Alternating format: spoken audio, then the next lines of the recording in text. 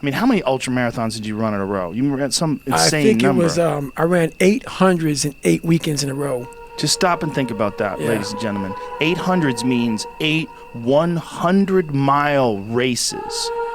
8 weekends in a row. A 100-mile race will put you out for fucking 6 months. Right. You know, and you ran 8 of them, 8 weekends. It's a fucking insane accomplishment. It was nuts. You think about a person like that, you think of them as in this like static, fully formed version. Push through it. Perseverance. A lot of it just comes down to grunt work. Don't be afraid to walk. If you have to walk, take a walk break, but keep going. The important thing is that you keep pushing, and it will get easier. I didn't care about losing weight. I didn't care about being the fastest person. I wasn't making the Olympics. I wasn't going to pros. I could barely read and write when I was in a junior in high school. I wasn't going anywhere. I saw working out as a way for me to build calluses on my mind. I had to callous over the victim's mentality. I always equated training to mental toughening. It always looked brutal. People waking up early and doing all these things. It looked horrible. I was like, wow, man, I got to start doing that. Not to get better, bigger, and stronger, but that is what's going to build me. That looks uncomfortable.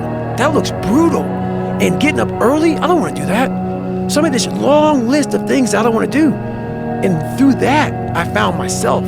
I started, I'm like, you guys aren't doing this shit in high school. You guys aren't getting up at 5 o'clock in the morning, running over here in this golf course. So I started seeing myself very differently than the average human being. I was like, hold on a second. I have something they don't have. And that's when I started to develop these things through working out. It was this great, never-ending work ethic.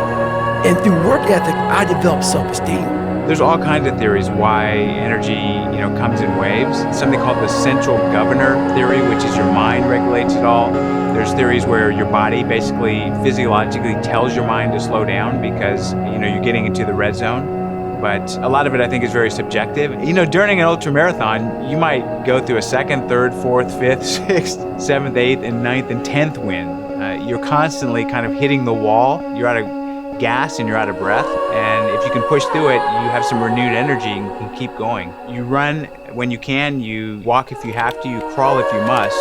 You just never give up.